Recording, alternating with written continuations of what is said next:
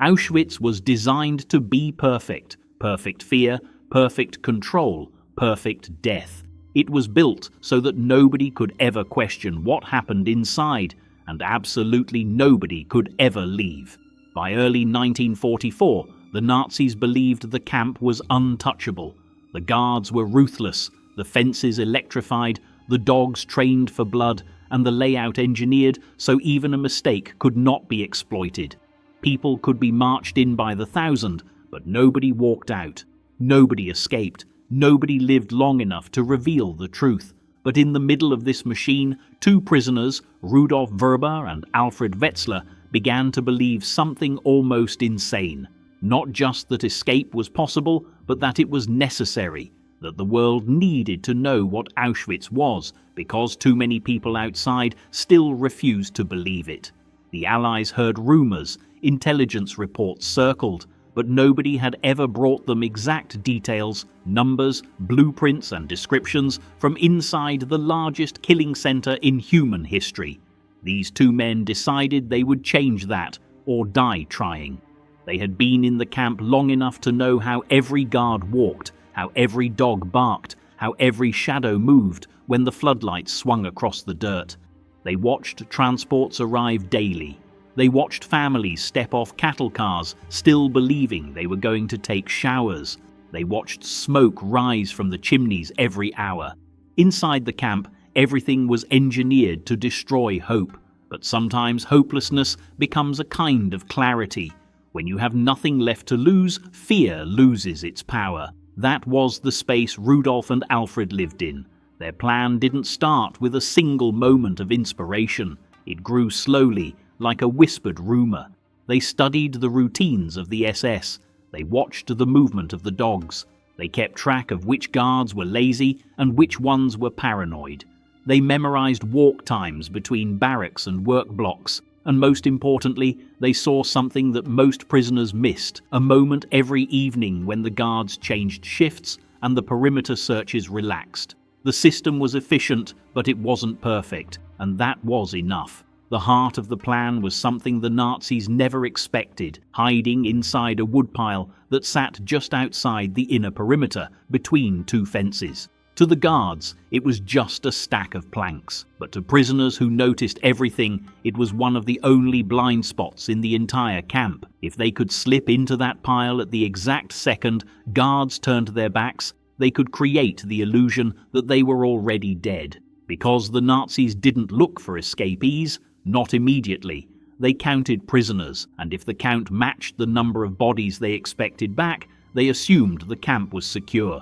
This meant one thing: Rudolf and Alfred had to make it appear they had vanished inside the camp long before anyone realized they were gone. The smell problem was the biggest threat.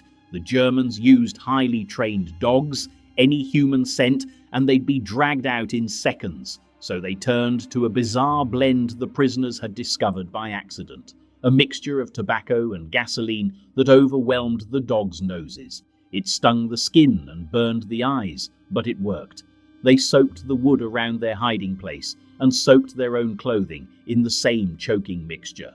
The day they chose, April 7th, 1944, was ordinary. That was essential. They walked from the work detail like every other evening, heads down, exhausted, blending into the flow of hundreds of prisoners. The guards barely looked at them. As the last guard turned away and the siren sounded for the evening roll call, they moved. They slipped behind the carpentry shop, crawled under a stack of planks, and buried themselves deep inside the woodpile. Then the world went silent. Above them, searchlights swung, dogs barked, guards cursed, and prisoners marched into their barracks. Then came the moment every inmate dreaded, the count. Every barracks was lined up. Every prisoner stared at the ground while SS men walked row by row. And that night, the count was short. 2 missing. The camp froze. When just one prisoner couldn't be found, the entire camp was locked down. But this time, the numbers weren't matching because of a small detail. 2 corpses had been moved earlier that day and placed in the wrong position to be counted. When the SS finished the count, the total looked correct. 2 dead were assumed to be the 2 missing.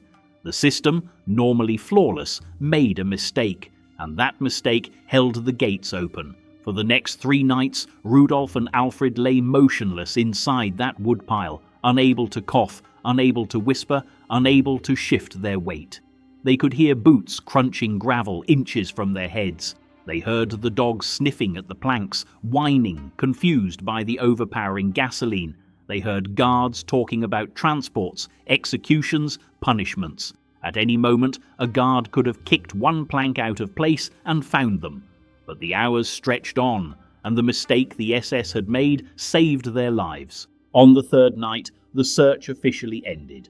According to the camp records, the 2 missing prisoners were accounted for.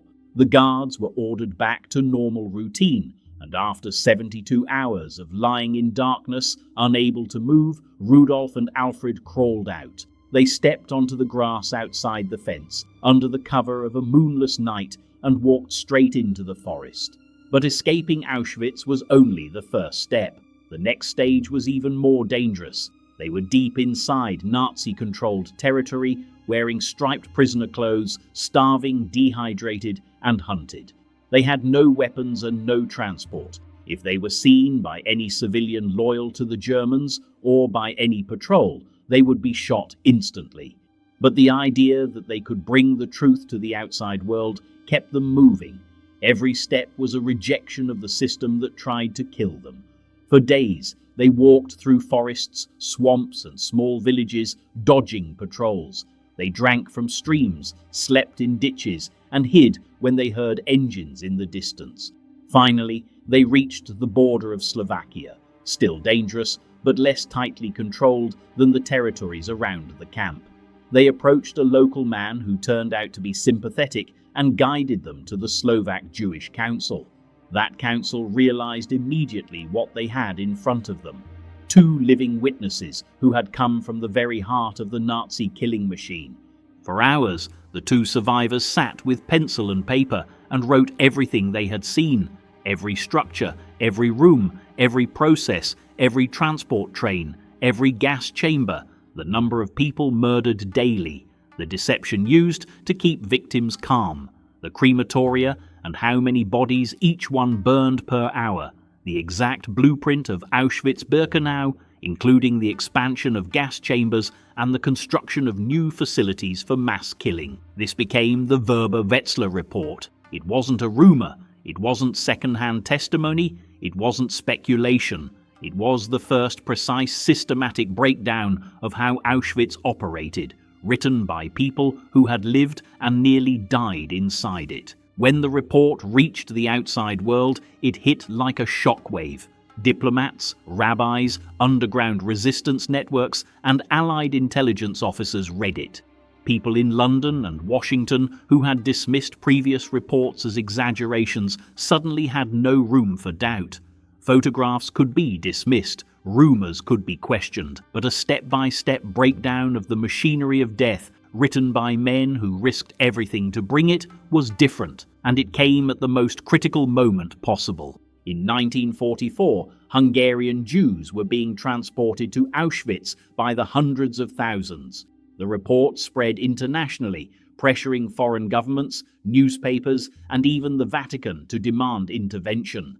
The Hungarian regent, Admiral Horthy, who had been cooperating with Nazi deportations, halted them after international outrage increased. Historians estimate that this pause saved tens of thousands of lives, perhaps more. 2 men who crawled out of a woodpile changed the fate of entire communities. But their story didn't end with the report. The Nazis later learned about the escape and were humiliated. They launched internal investigations, punished guards, and tightened security. But it was too late. The truth was out. The veil of secrecy the Nazis depended on had been torn open. What makes the escape so powerful isn't just that it succeeded, it's that it succeeded against a system designed to make success impossible. Auschwitz wasn't just a camp, it was a psychological weapon, a place built to erase hope, erase identity, erase even the idea that resistance mattered. In that environment, believing escape was possible required a level of imagination that defied reality. Believing the world would listen required an even greater kind of courage. Their escape also exposes something important about the war. Many people outside Germany didn't fully understand what was happening inside the camps until the final months of the conflict. They heard rumors, they heard numbers, but they didn't grasp the scale. The Nazis relied on doubt, they relied on distance, they relied on the fact that nobody could imagine an industrial system built for mass killing. Rudolf and Alfred brought that system into the daylight long before Allied troops ever reached Auschwitz. And when those troops finally did, when they walked through the gates in January 1945, they found proof of everything the escapees had described. The ashes, the buildings, the rooms, the terrible quiet of a place designed for death. But the world had been warned long before that day, because two prisoners refused to let fear be the final word. The escape wasn't just a survival story, it was a message, one written with stolen scraps of paper, whispered in safe houses, passed through the resistance, and eventually printed in newspapers across continents.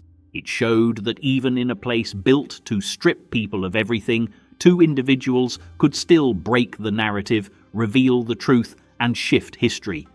As the war drew to a close and the Allies liberated more camps, the Werber-Wetzlar report became part of the growing body of evidence used at the Nuremberg trials. It stood as one of the earliest and clearest testimonies of what the Nazi camp system truly was. Without it, the world's understanding might have been delayed, diluted, or doubted for far longer.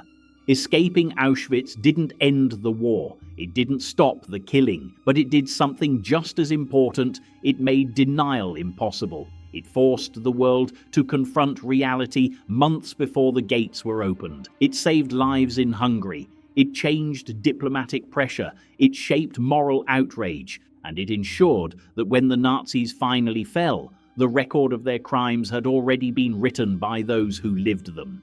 When people talk about escapes from concentration camps, this one stands apart. Not because it was the most dramatic. Sobibor's uprising was larger. Not because it was the bloodiest. Treblinka's revolt cost hundreds of lives. But because this escape reshaped what the world believed. It connected two starving prisoners in striped uniforms to the entire future of how humanity understood the Holocaust. Two men against an empire of death. Two voices against a machine designed for silence. Two survivors who crawled out of darkness and forced the world to finally see. And that is why their story remains one of the most powerful and important escapes in modern history.